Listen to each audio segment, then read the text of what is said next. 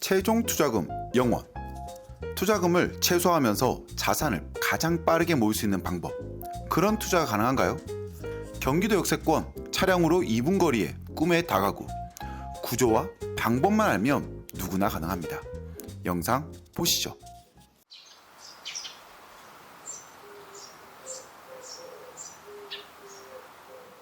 야, 렌지야, 네. 날씨 진짜 좋다. 야, 오늘 좀 덥지 않습니까? 근데 여기 자연 너무 좋잖아 보면은. 네. 저기 뒤로는 이제 북한산 또 보이고. 그 전기를 쫙 이끄는 그런 네. 곳이잖아. 오늘 여기가 온 이유가 뭐냐면은 네. 저기 있는 아파트가 전세 얼마인지 아니? 전세 한 5억 정도 하지 않을까요? 그치. 저기 아파트가 전세가 5억이야. 84평이 5억이거든. 네. 그럼 옆에 보이는 단독주택, 20평의 단독주택은 전세가 얼마 네. 정도 할까? 아파트가 5억이면은 단독주택이면 뭐 그래도 한 3억에서 3억 5천 정도 하지 않을까요? 맞아. 여기 보면은 환경이 되게 좋잖아. 네. 조용하기도 하고 네. 천도 끼고 있고 신도 쉬고 여기랑 가깝잖아 보면은. 자, 이거 요 물건이 남아 있는 거거든. 네. 한번 봐볼래? 네. 해당 물건은 2025 타경 538번 경기도 고양시 덕양구 오금동에 위치한 다가구 물건입니다. 토지 면적은 112평이고 건물 면적은 200평입니다. 총 1층, 2층, 3층으로 구성된 단독주택이고 지금 감정 가격은 19억 5천만 원에서 두 번 유찰된 가격 9억 5천6백만 원입니다. 건물 연식은 2021년식이고 한 층에 두 가구씩 1층, 2층이 있고 3층에 한 가구 해서 총 5가구가 구성된 건물입니다. 한 층에 22평이잖아. 네. 84제곱 같은 경우에는 전용 면적이 몇 평이지? 25평이잖아. 네. 그러면 이제 아파트랑 비교했을 때에도 그렇게 차이가 안 나. 네. 그럼 5억이라 그러면 우리가 3억에 3억 5천만 원의 금액은 네. 합리적인 금액이겠지? 1억 5천이 싸면 충분히 고려해 볼 것 같습니다. 맞아. 근데 1층에 몇 가구? 두 가구. 두 가구, 2층에 몇 가구? 두 가구. 두 가구잖아. 예. 그러면 3억 하면 얼마지? 6억입니다. 또 3억 하면 얼마지? 6억. 그치? 예. 그러면 1층, 2층 합하면 얼마지? 12억입니다. 그치? 예. 최저가 얼마야? 최저가 지금 9억 5천6백만 원. 그치? 그러면 3층은 뭐야? 서비스? 그렇지. 이게 다가구 같은 경우에는 이런 부분이 굉장히 장점이에요 보면은. 그러니까 무슨 말이냐면 다가구 같은 경우에 많이 들어간다 생각하지만은 요거 같은 경우에 최저가가 9억까지 떨어졌기 때문에 두 개 호수 전세 주고 2층 한 개 호수 전세 주고 2층 하나 호수를 뭘로 준다? 월세를 준다. 네.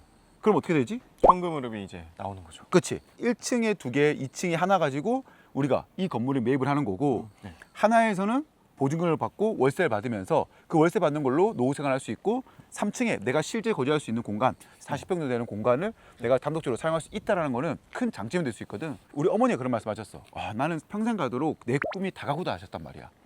어머니, 다가구 같은 경우에는 비싸 보이지만은 그 구조적으로 알고 보고 우리가 진입하면 충분히 할 수 있다고 얘기 드렸거든. 네. 그 실질적으로 우리 어머니 같은 경우에도 다가구를 매입하셔서 2년 뒤에 비과세로 해서 매각했던 사례가 있어. 근데 개인적으로는 굉장히 좋은 부동산 중에 하나가 아닐까라고 생각해서 오늘 온 거긴 한데 여기가 되게 낙후되고 안 좋은 지역이냐라고 할 수 있잖아 보면은. 네. 근데 네가 오면서 봤겠지만은 여기 어떤 곳이지?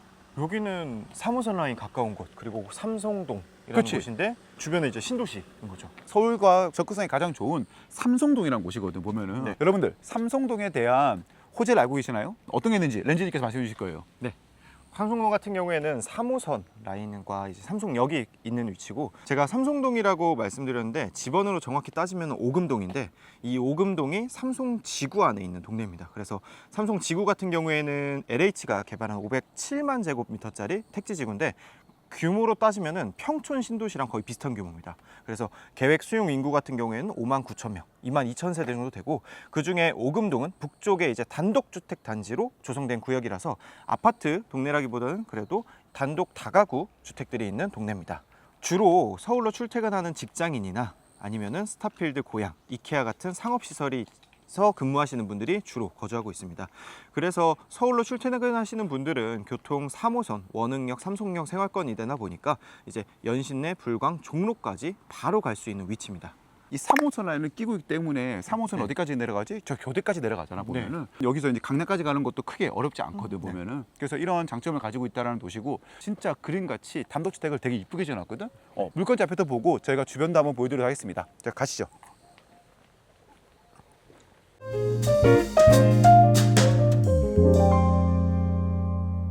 근데 보면은 어때? 느낌이 어때? 와, 깔끔하게 잘 지어져 있는데요. 그치? 네. 여기 보면은 건축물들이 되게 이쁘게 지어져 있어. 네. 보면은 아기자기하고 옹기종기한 게 모여 있고, 그다음에 봤을 때는 구도시만 느낌이 전혀 안 들잖아 보면은. 네. 신도시가 당연히 안 들겠지. 네. 신도시라서 자기들의 특색에 맞게 건물을 지어놨고 그 특색 자체가 나쁘지 않아. 그리고 신도시 같은 경우에는 경관이라든지 이런 것들도 좀 많이 본단 말이야 보면은. 네. 추가적으로 따진다 그러면 어떤 게 좋냐 그러면 우리가 일반적인 이제 계획 도시가 아닌 곳에는 이제 도시 계획이 없잖아 보면은. 그래서 네. 막 짓는 경우가 있거든. 네. 근데 여기는 딱 정해져 있지. 지구 단위 계획에 따라서 이제 딱 정해져 있잖아. 무분별하게 들어오지 않거든 보면은. 같은 평형에 같은 사람들이 살 수 있는 공간을 충분히 만들어놨다는 장점도 있어. 너무 막 이렇게 우후죽순 다른 데 같이 막 크게 있고 작게 있는 게 없어. 딱 나눠놓은 필지대로 오기저기 모여 있고, 그다음에 여기 보면은 진심으로 다 건물을 지어놨지 보면은. 네. 우리가 지금 나와 있는 물건은 어떤 거냐 그러면 요거야. 요거. 우와, 깔끔한데요? 요거를 우리가 어떻게 살 수 있다고? 돈 하나도 안 들이고 월세 받으면서 거주까지 하면서 살 수 있다. 그치. 그게 포인트인 거야. 가능한 거요? 했지만은 제가 방금 이야기 드렸던 대로 하면 가능합니다. 가능해요. 일단은 제가 그러면 혹시나 이런 건축물 같은 경우에 안에 불법 건축물에서 쪼개기를 하는 경우가 있거든요. 혹시나 이것도 그럴 수 있잖아 보면은. 네. 그래서 쪼개기를 했는지 한번은 확인 먼저 해보고 나머지 이야기를 해보도록 하겠습니다. 일단은 가보시죠. 해당 건축물을 하나하나 소개시켜 드리겠습니다. 각 층마다 특이점은 3층의 면적은 45평이고 방 3개 큰 드레스룸을 가지고 있습니다. 여기서 또 하나의 포인트, 복층 다락이라고 하죠. 다락의 크기만 41평.